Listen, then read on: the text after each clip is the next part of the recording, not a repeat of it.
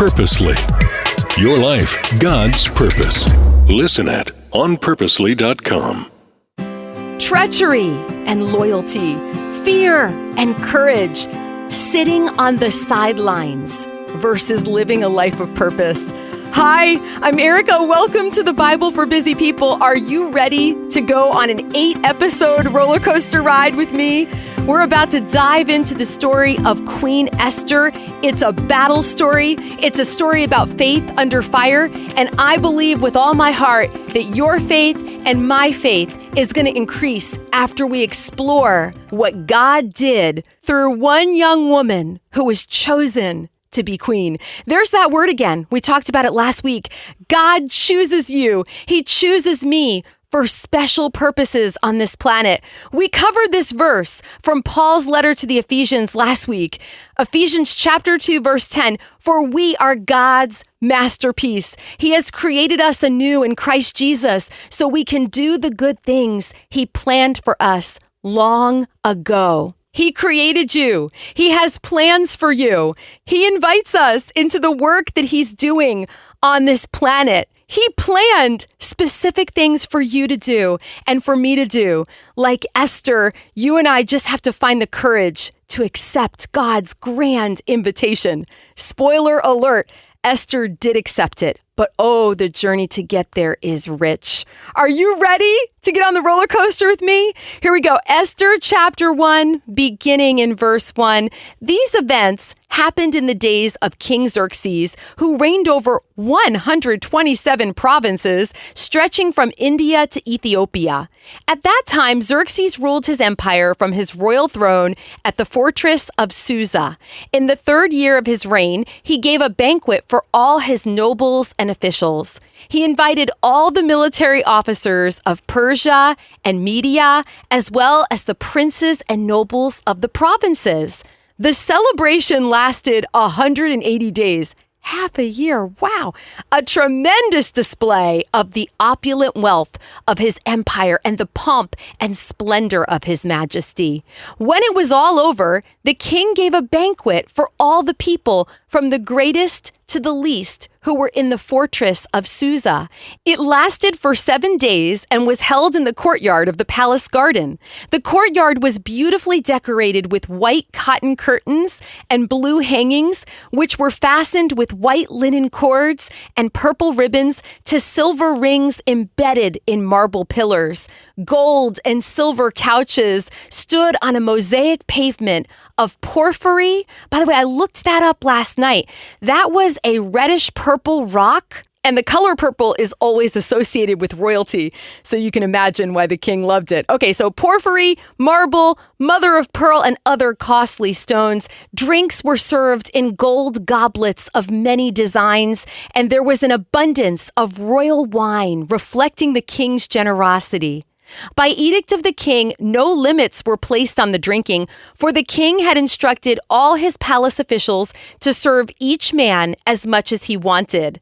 At the same time, Queen Vashti gave a banquet for the women in the royal palace of King Xerxes.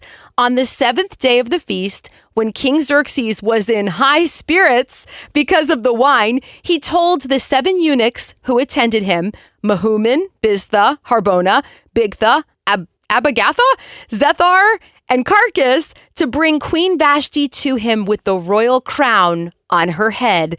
He wanted the nobles and all the other men to gaze on her beauty, for she was a very beautiful woman. But when they conveyed the king's order to Queen Vashti, she refused to come. This made the king furious, and he burned with anger. He immediately consulted with his wise advisors who knew all the Persian laws and customs, for he always asked their advice. The names of these men were Karshina, Shethar, Admatha, Tarshish, Meres, Marsina, and Memucan, 7 nobles of Persia and Media. They met with the king regularly and held the highest positions in the empire. What must be done to Queen Vashti? The king demanded. What penalty does the law provide for a queen who refuses to obey the king's orders, properly sent through his eunuchs? Memucan answered the king and his nobles, Queen Vashti has wronged not only the king, but also every noble and citizen throughout your empire. Women everywhere will begin to despise their husbands when they learn that Queen Vashti has refused to appear before the king. Before this day is out, the wives of all the king's nobles throughout Persia and Media will hear what the queen did and will start treating their husbands the same way. There will be no end to their contempt and anger. So if it please the king, we suggest that you issue a written decree, a law of the Persians and Medes that cannot be revoked. It should order that Queen Vashti be forever banished from the presence of King Xerxes, and that the king should choose another queen more worthy than she. When this decree is published throughout the king's vast empire, husbands everywhere, whatever their rank, will receive proper respect from their wives.